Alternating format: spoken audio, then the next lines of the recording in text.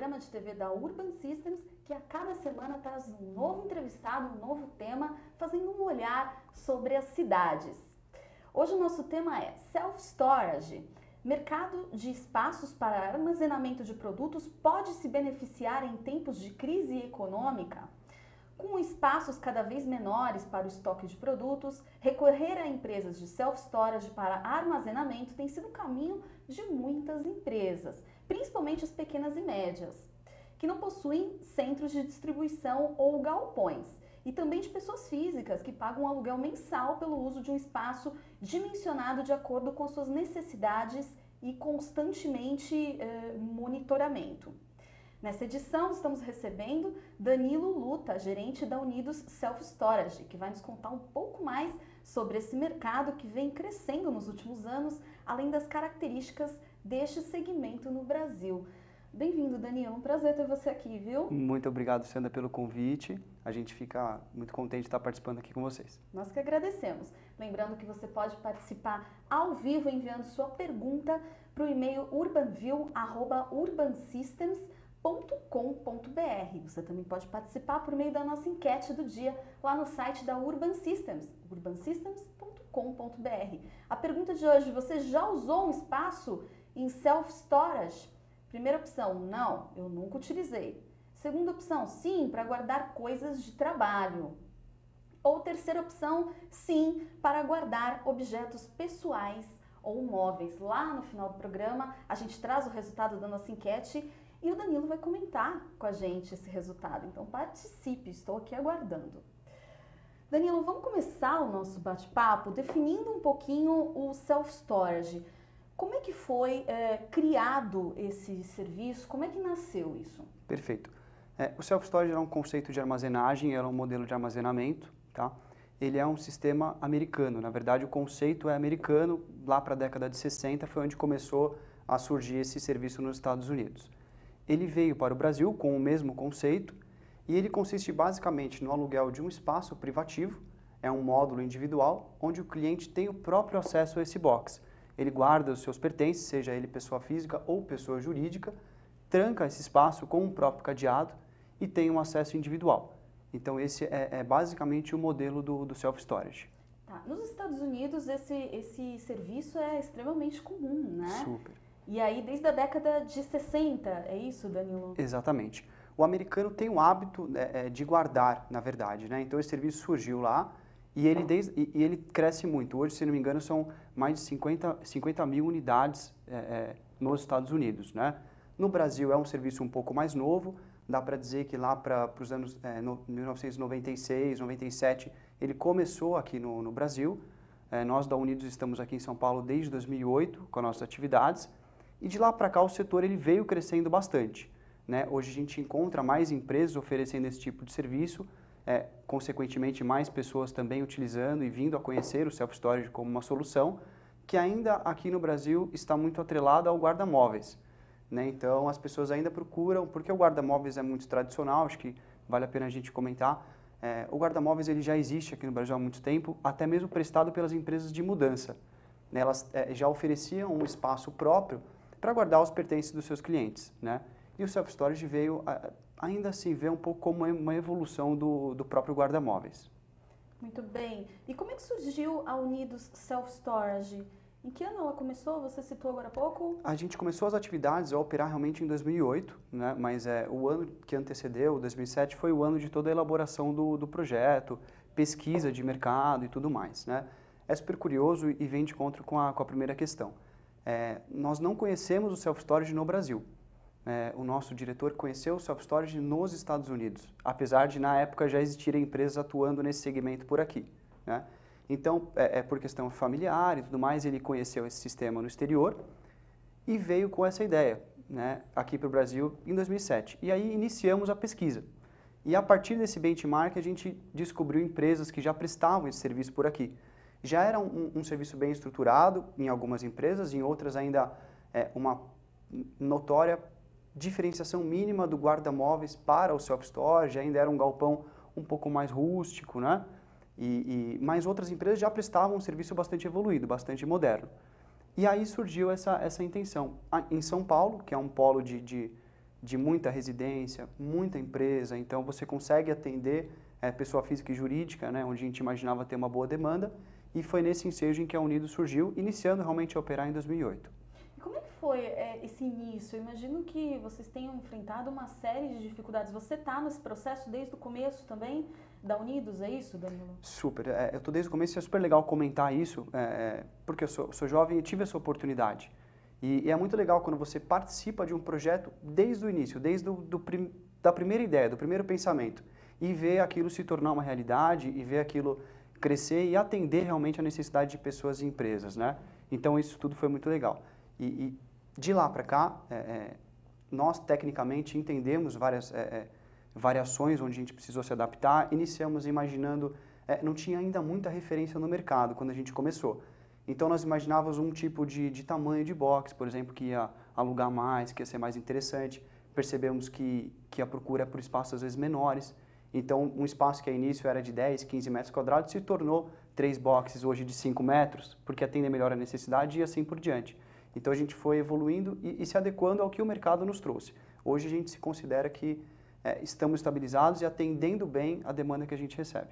Agora, você comentou que no início houve pesquisa. Sim. Como foi feita esse tipo de pesquisa? Com a comunidade, onde vocês pensavam em implantar o self-storage, é isso? Sim, nós atendemos especificamente, na verdade hoje regionalizou um pouco mais, devido à oferta de mais self-storage na cidade de São Paulo, tá? Mas a gente atende mais profundamente a região da Zona Sul e Zona Oeste da cidade de São Paulo, né?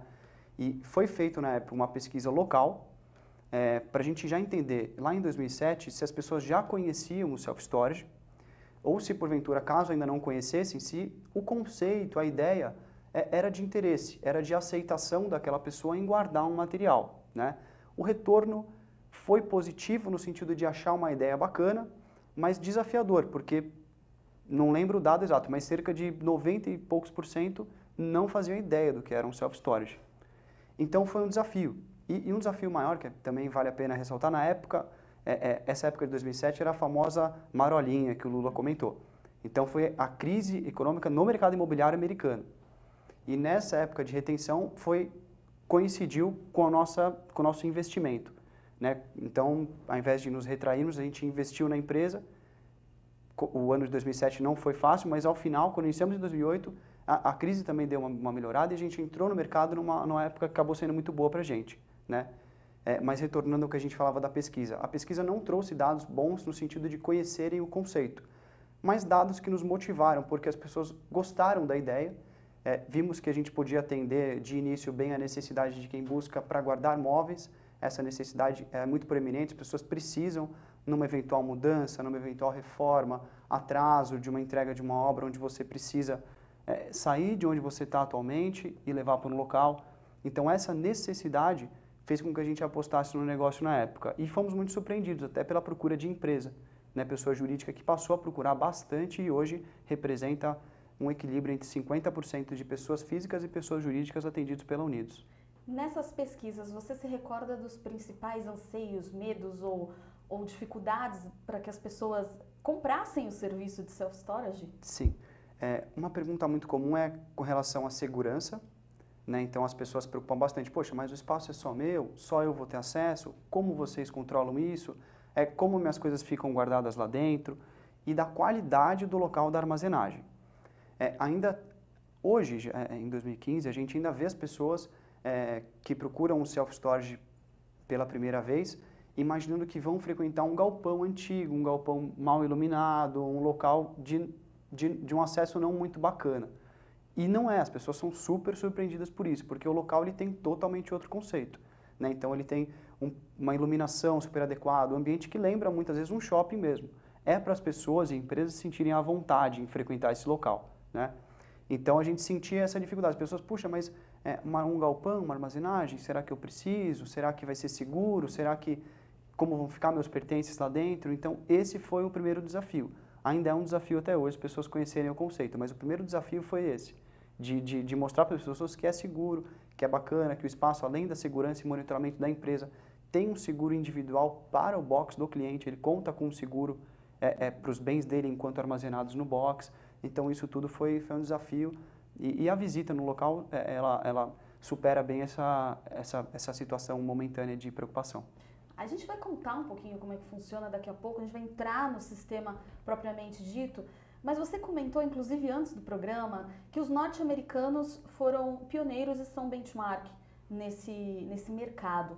Há muitas diferenças entre o modelo norte-americano para o brasileiro? No conceito do self-storage não há muita diferença. As regras são as mesmas, o espaço ele é privativo, a ideia é que o cliente faça um acesso todo por conta própria, todo autônomo, então o cliente leva os seus pertences até, quando eu falo cliente eu falo pessoa física e jurídica, tá? Exatamente as mesmas regras. Então o cliente leva os seus pertences até o local, estaciona dentro da empresa e guarda tudo dentro do seu próprio box e tranca, fica com a chave, só ele tem acesso. Esse é o conceito padrão do self-storage, né? Mas o que a gente sentiu de diferença não foi no conceito, foi na relação do nosso consumidor brasileiro, diferentemente da relação do americano. Então, o americano ele tem, acho que culturalmente mesmo, ele procura ter mais autonomia nos próprios serviços que ele vai tomar, talvez porque a mão de obra é mais cara, ou talvez por uma questão meramente cultural mesmo, né? Então, a gente até vê nos Estados Unidos, é muito comum, você vai fazer uma mudança, a pessoa aluga um caminhão, convida amigos, familiares e ele próprio faz a mudança. A gente não consegue imaginar isso, por exemplo, aqui no Brasil. Mas o self-storage, ele topou esse desafio, porque ele é um guarda-móveis, onde quem fica com o material é o cliente e não a empresa. Então, você está alugando um espaço fora da empresa. Então, e isso para o brasileiro é um pouquinho diferente. O brasileiro, ele gosta daquele calor humano, ele não quer chegar na empresa sozinho, ele quer te ver, ele quer saber se está tudo bem com as coisas dele, então isso é muito diferente. Sim, e aí a gente começa a entender o porquê o self-storage deu tão certo nos Estados Unidos, por conta disso, por conta também, culturalmente, eles têm Sim. essa coisa de guardar mais, tem sótão, tem porão, né? Quer dizer, guardam coisas de pai para filho, não que nós não guardemos também, Sim. mas eu acho que o norte-americano, ele tem isso mais implícito nele. Como a não é, gente Danilo? comentou até anteriormente, realmente o norte-americano, às vezes, ele tem dentro de casa um porão, um sótão, todo ocupado, e um box self-storage para guardar mais pertences. Então, eles realmente já têm essa cultura de guarda mais estabelecida do que o brasileiro. Sim. Agora, Danilo, aqui no Brasil ainda existe algum procedimento, seja ele legal, alguma questão diferente que só no mercado brasileiro é necessário ser feita? Eu acredito que não. Na verdade, a regulamentação do segmento self-storage, ela ainda está em andamento no Brasil. As coisas aqui não andam tão rápido quanto andam em alguns lugares. Então, é um desafio ainda para esse mercado ter uma regulamentação própria, né? Uhum. Então, mas basicamente, a princípio, não tem nenhuma grande diferença de regra ou legislação. E quando é que o mercado de self-storage começou de fato a crescer e deslanchou aqui no Brasil? Dá para dizer que na última década, talvez de 2011 para cá, houve um boom realmente nesse segmento. Então, se na época onde a gente iniciou em 2008, tinham aí 8, no máximo 10 empresas prestando esse serviço em São Paulo, você não via esse serviço fora da cidade de São Paulo, e a gente só conheceu quando buscamos saber, realmente não era um serviço muito bem divulgado. Dá para dizer que de 2011 para cá, hoje a gente deve ter, em média, entre 50 a 60 empresas de self-storage, na verdade, unidades de self-storage espalhadas pelo Brasil. Então, foi um crescimento exponencial. Se a gente parar para imaginar que as primeiras empresas prestam serviço desde de 96 e apenas de 2011 para cá surgiu muito mais do que o dobro do que tinha na época, então, realmente é um mercado que está sendo olhado, promissor e estão apostando nesse mercado. Tanto pessoas que têm uma condição de investir, quanto grupos de investimento que entram para realmente brigar forte nesse mercado. A que você deve esse boom? Eu diria que a oportunidade de mercado que o Brasil oferece, porque realmente as metrópoles, as capitais, as pessoas precisam de espaço.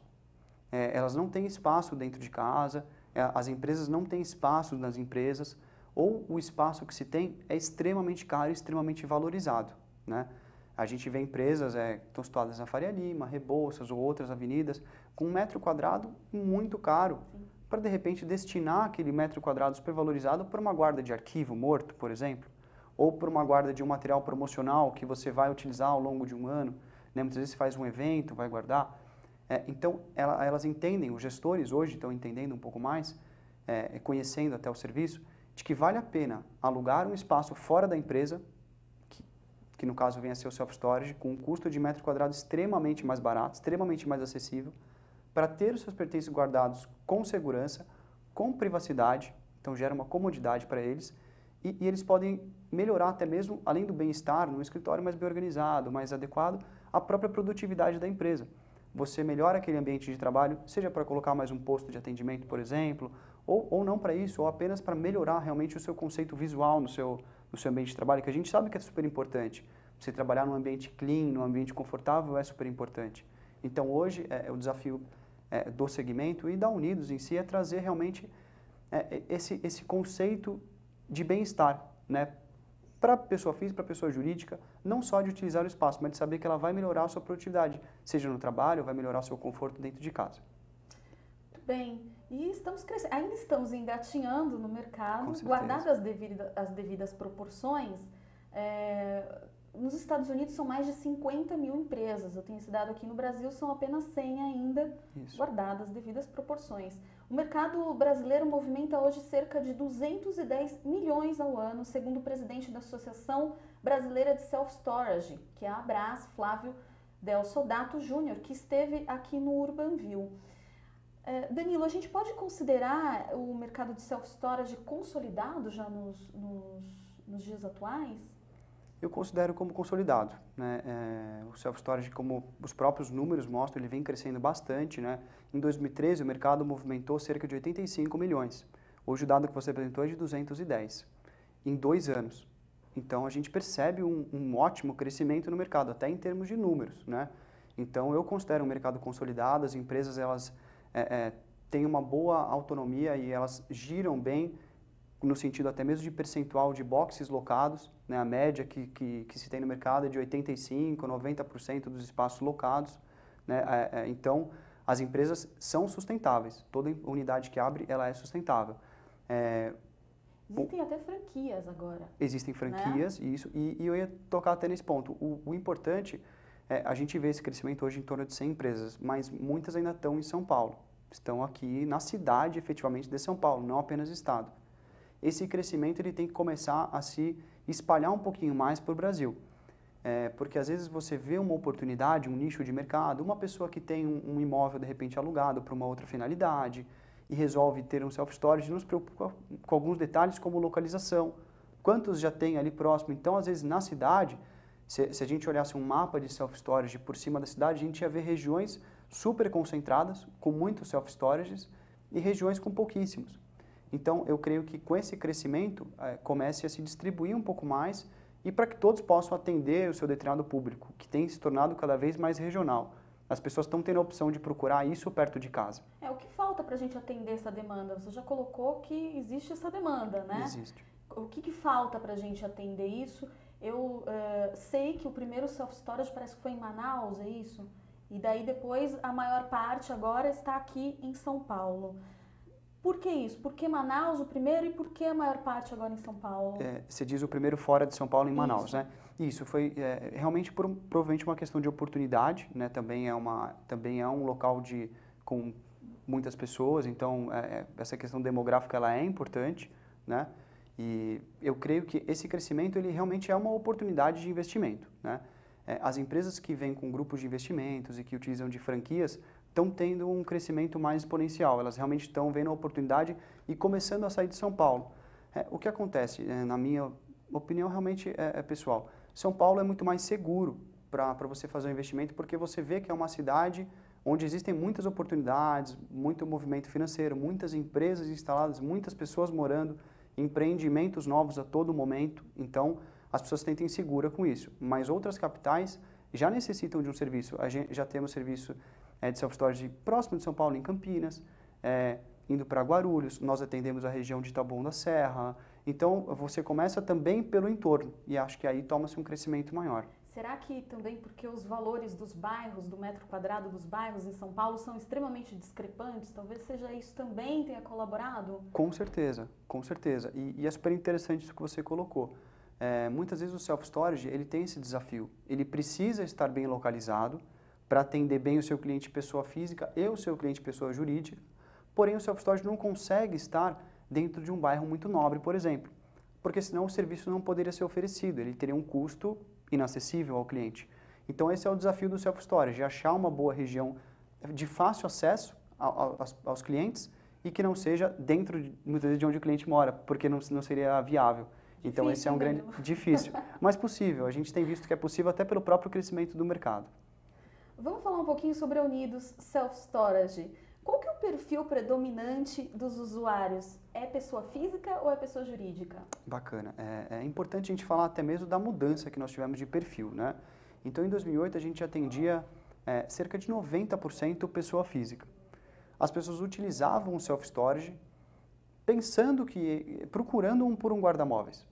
Então, ela precisava se mudar, seja porque, como eu comentei, comprou um imóvel e a construção, de repente, a entrega atrasou um pouco, cerca de 6 meses, ou porque ela vai fazer uma reforma e precisa ter os seus pertences fora de casa para conservá-los, finalizar a reforma e retornar com mais segurança. Então, começou dessa forma, né?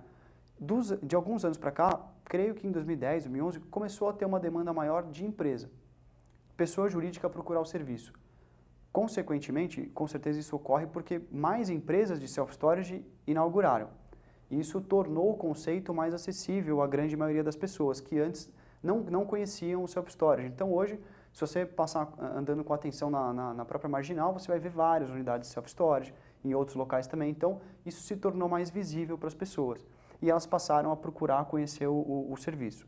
Então na Unidos a gente viu esse direcionamento de uma entrada de pessoa jurídica bastante grande a partir de 2010. E hoje a gente tem um equilíbrio de mais ou menos 50% de atendimentos para pessoa jurídica e mais ou menos 50% para pessoa física. Aí existem dois desafios, né? O desafio ainda é de mostrar para as empresas. Muitas empresas são, por exemplo, e-commerces que não têm um local para ter um estoque, são importadores que estão trazendo o produto, precisam permanecer num local que muitas vezes é uma armazenagem temporária até ele fazer aquela determinada venda. Então o self-storage supre bem essa necessidade. E o desafio da pessoa física é mostrar que o sistema de self-storage não está para a pessoa física apenas na necessidade, no problema de não ter um espaço, pela mudança, etc. Mas sim como uma extensão do seu lar. Você pode ter um pequeno box, um espaço a partir de 2 metros quadrados, por exemplo, onde você guarda malas, onde você guarda objetos de hobby que você usa sazonalmente, onde você guarda caixas de enfeites de Natal, que é um exemplo de sazonalidade. Você não precisa ter aquilo em cima do seu armário, ocupando o depósito da sua cozinha ou alguma coisa nesse sentido. E agora com os apartamentos ficando cada vez menores, cada vez mais tem compactos. Um nicho também importante aí para a pessoa física. Sim, a gente percebe, os imóveis são cada vez menores e ainda assim cada vez mais caros. Eles não ficaram mais baratos, né? Então não é uma opção. A pessoa realmente ela vai para um imóvel menor, porque o que antes ela comprava com determinado valor, hoje ela não compra mais, né? Então nesse sentido as pessoas têm procurado até na hora de mobiliar a sua residência, você procura até mobiliar com móveis funcionais, que você possa utilizar de várias formas. Móveis que, então, por quê? Porque o espaço está pequeno. Então, às vezes, você não consegue guardar a sua coleção, que você tinha desde a infância, por exemplo, discos, CDs, livros, presentes que você traz de viagens, por exemplo, malas propriamente. A mala de viagem ocupa um super espaço em casa. Então, esse nicho que a gente também quer atender, para que nós possamos ter um cliente mais fiel, um cliente que entenda bem o sistema e que o utilize como uma extensão de casa. E não só na parte boa também, né? Tem o marido e a mulher separou, também não tem onde colocar a mala, as coisas e tal. Também serve para esse tipo de coisa. Imagino que tem um nicho também importante que vocês atendem. Sim, esse tipo de caso ocorre bastante, divorciados ocorre. Recém-casados também. Recém-casados também ocorre, onde você leva tudo que você tem na sua casa, sua esposa tudo que ela tem na casa dela, junta tudo e precisa ter como organizar. E até mesmo outros casos familiares, mesmo às vezes um caso infeliz de um falecimento de alguém, onde você precisa desocupar um imóvel para de repente um inventário ou alguma coisa assim, então isso ocorre bastante. No caso de pessoas jurídicas, na maior parte dos seus clientes, eles são comerciantes ou são empresas maiores? Quem procura mais? A gente percebe, na verdade, a procura maior é da pequena empresa. Né? No nosso caso, na Unidos, a procura maior é da pequena empresa e até mesmo do escritório, um escritório de advocacia, um escritório de contabilidade, que tem muito papel para guardar. Né? E a empresa grande, a gente percebe que ela procura o serviço muito pontualmente para, normalmente, seus departamentos de marketing e comunicação, que são departamentos que geram muito volume de material promocional, estandes para participar de eventos e uma série de brindes, muitas vezes. Então, eles não têm muito espaço na sede da empresa, apesar de serem empresas grandes, para guardar esse tipo de material. Então, essa procura é bem pontual. E a procura de mercadorias também, para pessoas jurídicas que querem guardar sua mercadoria, como o caso do e-commerce que a gente comentou, como o caso que hoje em dia a gente vê muitos vendedores autônomos trabalhando em home office, por exemplo. E eles têm ali amostras para guardar, certos materiais que ele precisou fazer uma compra para entregar daqui 1, 2 meses, então ele também guarda. Nós temos exemplos de clientes como lojas de sapatos, por exemplo, então esse tipo de situação ocorre bastante. Agora, Danilo, eu estou aqui pensando com os meus botões. Como é que é feita a verificação do que é guardado? E eu pergunto juridicamente mesmo, quer dizer, bate alguém na porta da empresa, enfim, Polícia Federal, precisa abrir o box número X. Como é que funciona esse processo? Até que ponto vocês precisam ter flexibilidade? Enfim, no caso de Polícia Federal, Sim. já vem com um mandato, né? Sim. Mas como é que funciona isso da abertura ou não de um box? De um box, perfeito. É importante entender que o cliente ele tem total privacidade no seu espaço. Com isso, ele é responsável por aquilo que ele guarda dentro do seu box. Esse serviço ele é aderido através de um contrato. Esse contrato tem uma série de cláusulas e uma delas, que é super importante, são as restrições de armazenagem. Então, quando ele inicia o serviço, ele já sabe o que ele não pode guardar. Ele não pode guardar animais, obviamente, ele não pode guardar moeda corrente, ele não pode guardar alimentos perecíveis, explosivos. Então, são restrições básicas de armazenagem. E, obviamente, algo ilegal, isso com certeza. Mas nós não fazemos qualquer tipo de ingerência ao espaço do cliente. Ele chega com as caixas, guarda dentro do box e é responsável pela sua unidade, pelo seu espaço autônomo de armazenagem. No caso de um mandato, uma ordem realmente de abertura de espaço por alguma suspeita ou algo nesse sentido, a empresa está totalmente de portas abertas e a favor da lei, para que aquilo que seja necessário ser analisado possa ser analisado. Mas não são casos comuns, nós não temos nenhuma experiência nesse sentido, por exemplo. Eu creio que isso possa ocorrer, mas devem ser casos extremamente pontuais, onde houve realmente alguma investigação, alguém que possa estar guardando algo que não seja bacana, que não esteja dentro da lei, aí realmente a empresa tem que estar 100% de portas abertas. E com relação à segurança, como é que é feito isso? Cada um leva o seu cadeado? Quem é que faz o seguro do processo todo de self-storage? Quem é o responsável? O responsável, o seguro, ele funciona da seguinte forma, ele é um produto padronizado para o self-storage, o produto desse tipo de seguro. Então, o próprio cliente não é obrigado a falar o que ele está guardando no box. Ele tem uma tabela de valores de cobertura, essa tabela inicia-se a partir de R$ 1.500, e ele escolhe, fala, olha, para esse meu box, para essa adesão, eu quero esse seguro mínimo aqui, R$ 1.500. O seguro é obrigatório? O seguro é obrigatório, tá? Mediante isso, ele paga uma taxa, essa taxa é abaixo de R$ 20, cerca de R$ 15, para ter o seu espaço assegurado naquele valor que ele propriamente determinou. Então, o cliente ele passa a ser responsável sobre tudo aquilo que ele guardou, porque ele também escolhe o próprio valor que ele está assegurando. E é sobre aquele valor que, numa eventual situação, é aquele valor que vai ser ressarcido a ele através da seguradora, né? Então, tudo passa pelo cliente. Ele é responsável por aquilo que ele está guardando e a forma de que ele está contratando o serviço. Quer dizer, extremamente seguro. Além de só o cliente ter acesso Isso. ao espaço, ainda existe um seguro para eventuais problemas. Eu não comentei sobre o acesso que você falou. Realmente, a empresa provê toda a estrutura de segurança. Monitoramento, câmeras, alarmes, vigilância. E o cliente tranca com o próprio cadeado, tá? Esse cadeado é o que vai garantir a ele a privacidade do seu espaço. Ele vai trancar, levar a chave e essa chave é somente dele. Esse box vai estar fechado, a partir do momento que ele fechou, saiu e retornou. Ninguém tem acesso. Como o cliente, por exemplo, pode autorizar pessoas? Tá? O contrato prevê prepostos. Então, ele pode, a pessoa física, autorizar pessoas da família, filhos, esposa ou esposo, alguém que vá utilizar o serviço, ou a própria empresa. Quais são os funcionários que terão acesso ao serviço, que são identificados à sua chegada e somente liberados com autorização prévia. Então, a empresa gerencia a segurança para que o cliente possa ter total tranquilidade ao guardar os pertences. E existe também uma portaria, acredito eu, que não seja 24 horas, é isso? Isso, o acesso do cliente não é 24 horas também. O acesso do cliente ele durante a semana no horário comercial, padrão, e aos sábados meio período, normalmente a parte da manhã, das 9 até 1h. Dentro desses horários o cliente tem livre acesso. Fora desses horários ele não tem acesso, a empresa é fechada. Agora, Danilo, qual que é o tempo médio de locação dos espaços? Olha, cerca... que seja bem variável, bem mas variável. Qual é a média? Cerca de 1 ano de utilização. Tá? Dentre clientes que usam por pouquíssimo período e clientes que estão com a gente desde do segundo, terceiro mês em que a gente inaugurou. Nós temos casos assim, o que é super legal, a gente vê que o serviço está sendo bem útil. Né?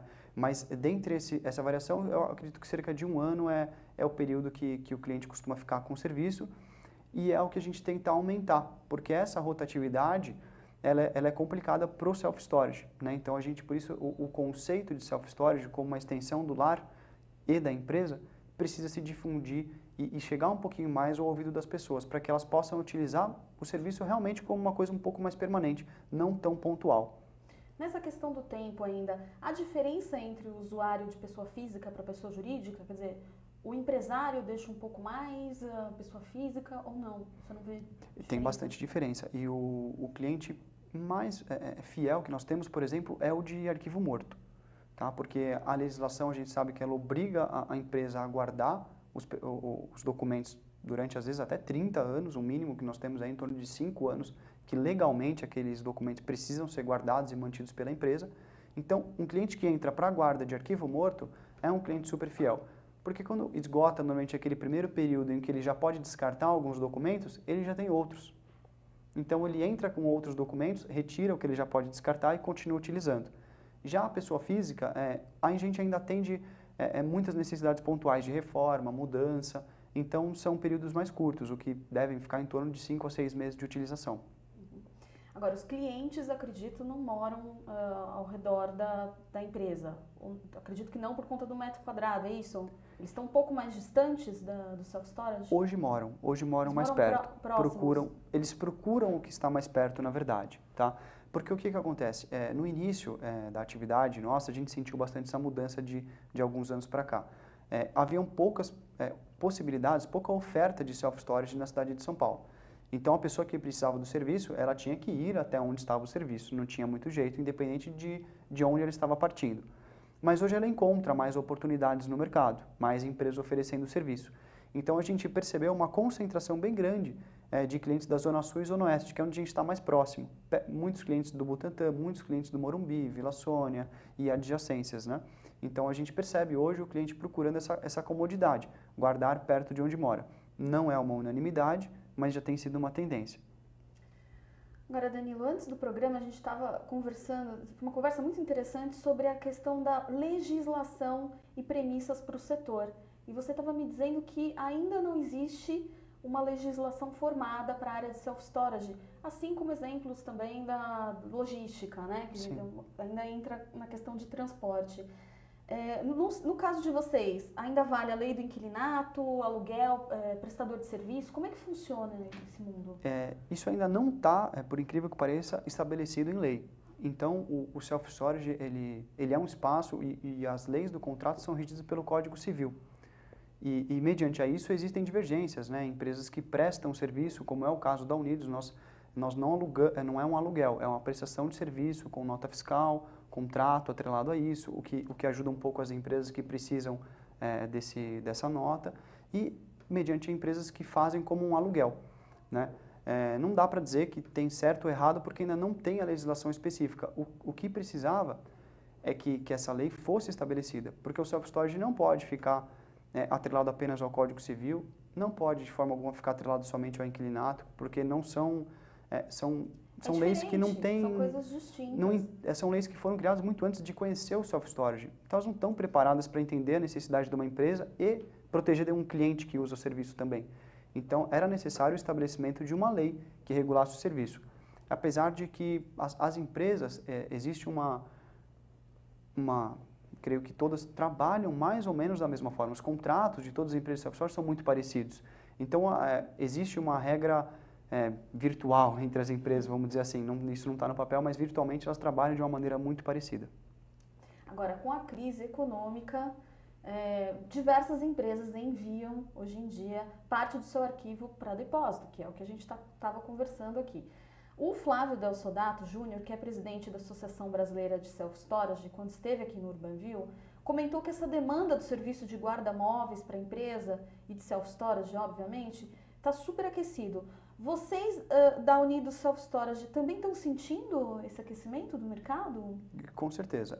Eu vou dividir essa resposta entre pessoa física e pessoa jurídica. Tá? A crise pro segmento de self-storage, para a Unidos Self-Storage, no caso de pessoa jurídica, chega a ser favorável, no sentido de utilização do serviço, porque nós conseguimos atender a necessidade daquela empresa que, infelizmente, está precisando enxugar pessoas, está precisando sair de um escritório, de repente de um andar que ela tenha alugado, a empresa estabelecida para um espaço menor. E a empresa, normalmente, ela acredita que ao passar de um ano e meio, ela vai conseguir se reestabelecer no porte em que ela tinha antes. Então, para essa empresa, vale a pena guardar os seus pertences, sejam móveis, arquivos, mercadorias que não vão ser vendidas agora, de repente por um valor que não está adequado, mas que vão ser revendidas no futuro próximo. Então, para a empresa, esse momento de crise é uma oportunidade para o self-storage. Ele é uma solução para essa empresa. Para a pessoa física, eu divido em 2 pontos. Aquele que utiliza como self-storage, muitas vezes, corta esse tipo de serviço numa época de retenção de gastos. Ele prioriza ali as suas contas, vê o que ele pode, o que ele não pode deixar de ter, e muitas vezes vende o material, doa o que ele tem guardado. Já a pessoa física que está de mudança ou que vai reformar, ela vai precisar guardar. Então aí ela não tem muito o que escolher, ela guarda independente de crise ou não, ela acaba precisando do espaço também. Então a crise, num geral, o self-storage acaba ajudando as pessoas e empresas, dando uma solução, na verdade até mais econômica do que elas têm naquele momento. Quer dizer, com esses dados a gente consegue perceber que sim, as empresas estão enxugando espaço, estrutura para economizar no aluguel e assim guardando arquivo imobiliário no self-storage. Com certeza, a gente pode dizer que sim. Quando os clientes procuram vocês, eles comparam o valor do aluguel dos espaços nos boxes do self-storage com os valores de locação comercial nas lojas e escritórios? Porque o valor é discrepante. Comparam. Né? Eles fazem essa comparação e nós procuramos no atendimento oferecer essa comparação caso ele não tenha percebido a importância. Não por fatores de venda, mas por fatores de consultoria para o cliente. A gente procura prezar esse relacionamento até no primeiro atendimento. Então a pessoa e a empresa fica sabendo o quanto pode ser econômico utilizar aquele serviço. Tá? Se ela vai alugar uma loja, por exemplo, não vai, muitas vezes pelo custo, uma loja muito bem localizada, ou às vezes até uma loja de shopping, não tem um grande espaço para estoque. E não vale a pena utilizar o seu espaço nobre de atender o seu cliente, oferecer a ele uma boa estrutura para guardar o seu estoque muitas vezes. Nesse tipo de oportunidade, o self-storage ajuda bastante e é extremamente mais econômico. O metro quadrado na média de um box self-storage está em torno de 70 a 90 reais, às vezes um pouco menos, dependendo do tamanho. Então não há comparação, não chega nem perto do que seria um escritório bem localizado, uma empresa, uma loja, o que seja. Muito bem. Agora, quais são as opções de tamanho que o cliente pode escolher? O self-storage, ele busca atender pequenas e médias armazenagens. Esse é o padrão. Existem grandes boxes para uma armazenagem maior, mas por ser um serviço utilizado pelo próprio cliente, ele que faz toda a movimentação, normalmente não são espaços muito grandes. Os espaços costumam variar entre 1 e 2 metros quadrados, o início, até em torno de uns 20 metros quadrados, são os boxes mais comuns que o cliente encontra. Como é que vocês fazem essa... Eu imagino que às vezes o cliente chega lá e fala, não, eu preciso de um box de 2 metros quadrados. Aí vocês olham e falam, olha, não vai caber, né? Como é feito isso? Como é que vocês entendem a necessidade do cliente e vendem, né, esse projeto? Como é que o cliente fala assim, não, peraí, eles não estão tentando me vender mais do que eu realmente estou precisando, e como é que existe essa confiança? Perfeito. Isso é importante e traz um pouquinho até para a diferença que a gente comentou no começo do consumidor americano e do consumidor brasileiro, né? O consumidor aqui no Brasil, ele procura sempre preço, tá? E ele, não, a princípio, muitas vezes, ele não entende que ele próprio vai guardar as coisas e tudo mais. E por todo esse motivo, ele liga e fala realmente o que você falou, eu preciso de um espaço pequenininho, tenho pouca coisa, e começa a falar, tenho pouca coisa, tenho geladeira, tenho fogão, tenho tudo do quarto, os armários. Não é tão pouca coisa assim, a gente precisa falar isso para o cliente. Mas qual é mas também não é tão grande quanto o cliente imagina. Até um dado legal para a gente trazer um pouquinho para a realidade de quem está vendo a gente, um imóvel comum, um imóvel em torno de uns 70 metros quadrados, que é um imóvel comum, tem muitos imóveis como esse, podem ser guardados todo o mobiliário de um espaço desse dentro de um box de em torno de 7 a 9 metros quadrados. Então as pessoas às vezes acham que é muito grande ou que é muito pequeno, mas não têm a noção exata. Então a gente dá todo esse apoio, a gente procura, essa talvez seja uma pequena diferença do self-storage americano para o brasileiro.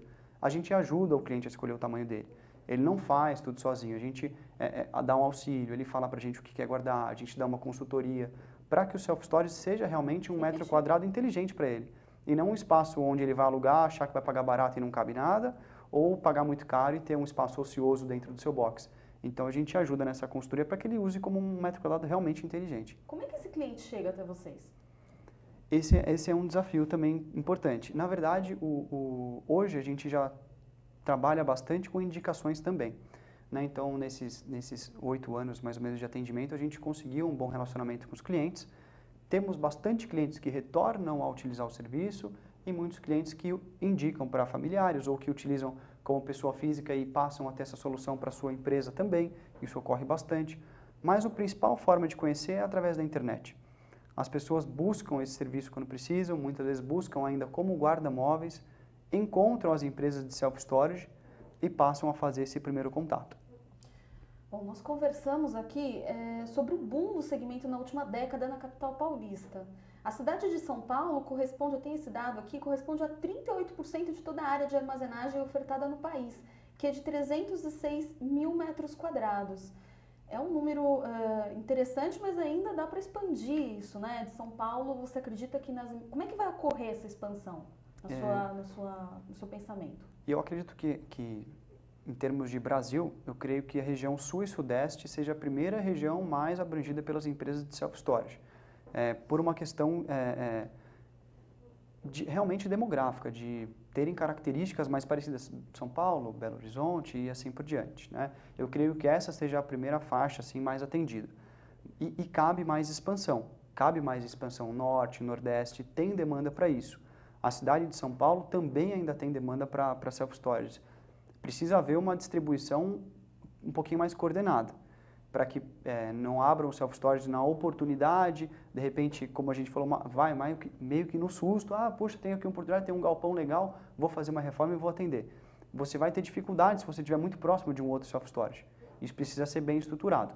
Mas com uma distribuição bacana, a cidade de São Paulo ainda comporta mais empresas. Tanto é que todas que atuam com, a não ser que seja recém-inaugurada, atuam com na média de 85% dos espaços locados. Isso dá uma sustentabilidade para a empresa de maneira bem bacana, bem tranquila. Pois é, como é que a gente faz esse estudo? Existem métricas ou estudos efetivos, né, que mostrem em que cidades a atividade de armazenagem ela é mais viável? De acordo com a Abras, em cidades a partir de 150 mil habitantes já é possível montar um self-storage. Como é que é feito isso? Porque nos shoppings existe, sim, um estudo bem profundo, Sim. né? Quer dizer, como outros segmentos também da área imobiliária. Sim. Mas como é feito isso no self-storage? O self-storage, nesse aspecto, na minha opinião, ele ainda precisa evoluir como segmento para ter dados mais plausíveis e ajudar quem está chegando no mercado. A Asbras, através do Flávio, através dos seus representantes, tem ajudado bastante com isso. Então, eles têm estudos, eles têm apontamentos e eles procuram prestar e ser o primeiro contato de um novo empreendedor nesse segmento, para que ele possa ter um respaldo e possa ter sucesso na sua atividade e manter ali o entorno de quem já está trabalhando no segmento. Então, eu creio que, a princípio, a Asbras é a melhor fonte para esse tipo de estudo, que não está ainda definido como uma métrica padrão, como shoppings, por exemplo, que você comentou, já é um estudo padronizado, existe uma regra preto no branco, é fácil para saber se vai funcionar ou não. O self-storage está passando ainda por um momento de se conhecer para poder gerar esse tipo de estudo. Agora, voltando um pouquinho para o lado negativo aí da crise econômica, vocês perceberam uma certa queda na demanda por locação de espaços pelos importadores que usam os boxes para guardar estoque? Sim, esse tipo de espaço, esse tipo de uso, ele é bem temporário. Né? A gente percebe que quem utiliza para importação é uma oportunidade de compra muitas vezes. Né? Esse importador ele trabalha muitas vezes com vários produtos, com várias várias empresas, vários clientes, então às vezes ele compra e vende direto e em algumas ocasiões ele precisa estocar. O que ocorre é, com toda essa crise, toda essa situação, se a compra desse produto não está favorável para esse importador, ele automaticamente deixa de utilizar o serviço de self-storage, porque ele utiliza apenas quando tem o produto, ele nunca mantém aquele espaço vazio, que ele passa a ser um custo para ele. Então ele utiliza um período, vende aquele material, rescinde o contrato, reutiliza novamente e assim por diante.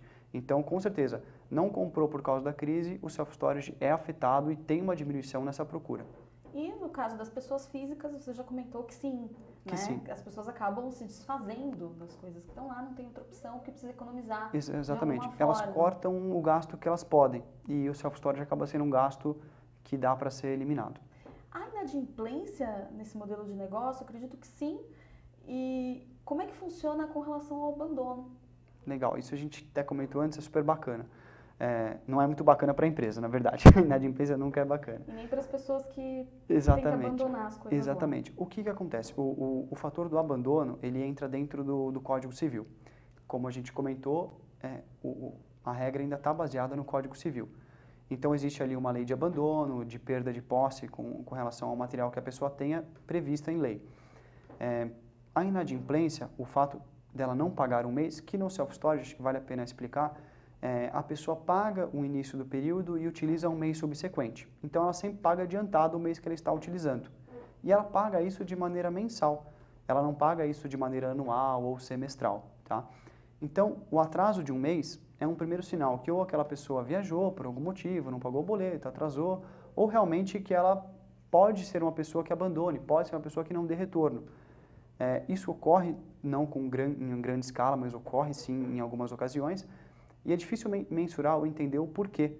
Porque realmente as pessoas que deixam o material, que abandonam o material, elas não procuram mais, elas não aparecem mais, e fica difícil saber se a pessoa viajou e não vai mais voltar, decidiu dar um outro rumo para a sua vida, ou realmente uma situação econômica desagradável, onde ela prefere realmente deixar correr o prazo para doar os pertences, e às vezes ela não tem nem a condição de pagar um transporte para retirar aquilo, né?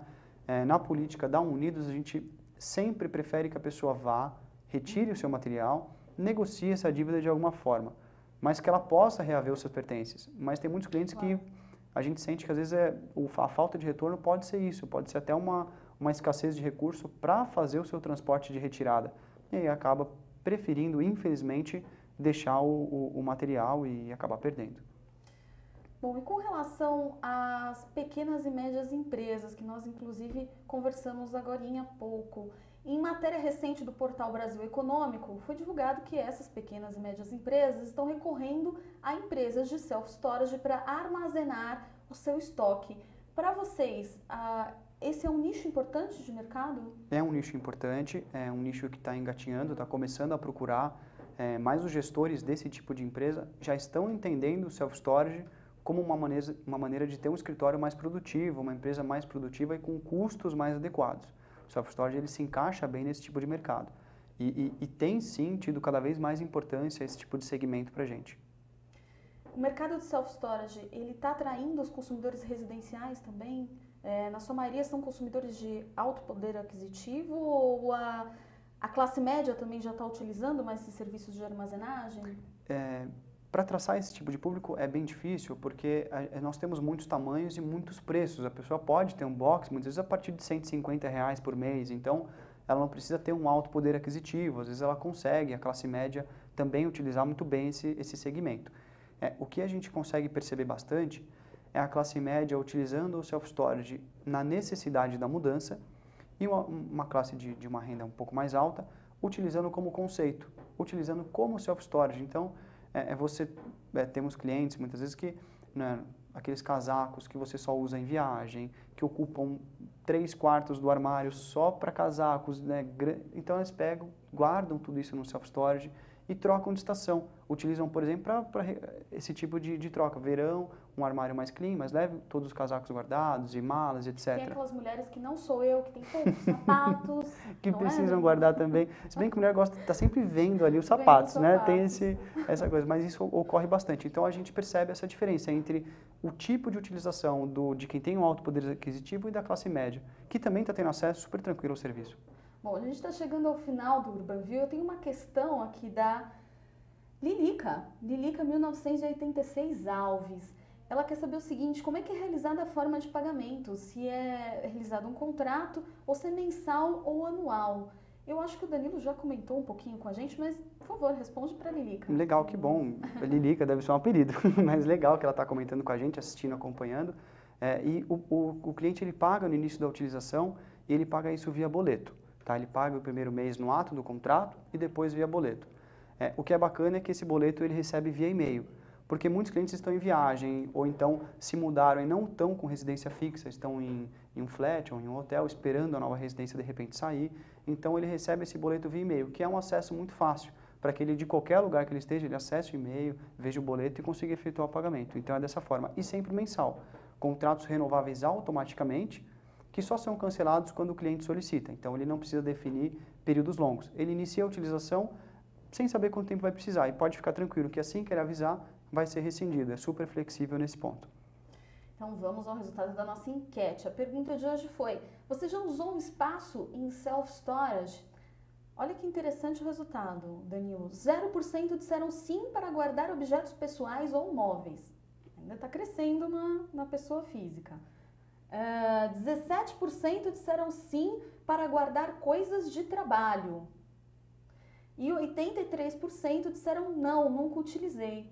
Então, olha aí, reflete realmente o que a gente tem conversado, que ainda o espaço ainda está sendo muito voltado para a área das empresas, né? Sim, sim. Mas que de alguma forma as pessoas estão começando a ter contato com o self-storage. Isso é muito interessante. Exatamente. Esse dado mostra bem o que a gente veio conversando durante toda a entrevista. E eu diria que talvez esse dado ele seja influenciado para as pessoas que já utilizaram, às vezes até como guarda-móveis, e chamam o self-storage de guarda-móveis. Sim. Essa é uma busca constante das empresas. Que usou. Exatamente, essa é uma busca constante de nós no segmento de self-storage. Desvincular do guarda-móveis. Não que o guarda-móvel seja melhor ou pior, mas é diferente. Nós oferecemos um outro tipo de serviço com um valor agregado super diferente do guarda-móveis tradicional. Então, acho que ela reflete bem realmente a realidade do mercado hoje. Muito bem. Eu conversei hoje com Danilo Luta, gerente da Unidos Self Storage.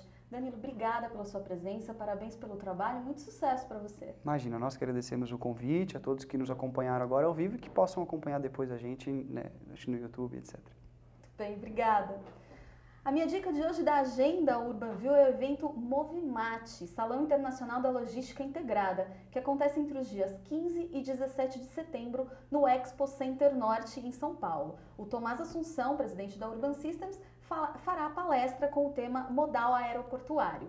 O Movimate é um evento completo que reúne as mais modernas soluções integradas que proporcionarão a otimização de custos de produtos e tornarão as operações logísticas mais eficientes, ágeis e competitivas.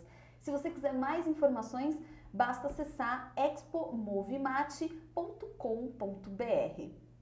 E começando o mês temático Connect Smart Cities, na próxima quarta-feira, dia 1 de julho, às 17 horas, o nosso papo é com Saulo Nunes, diretor de incorporação da Odebrecht, sobre urbanismo. Nós nos vemos lá. Tchau!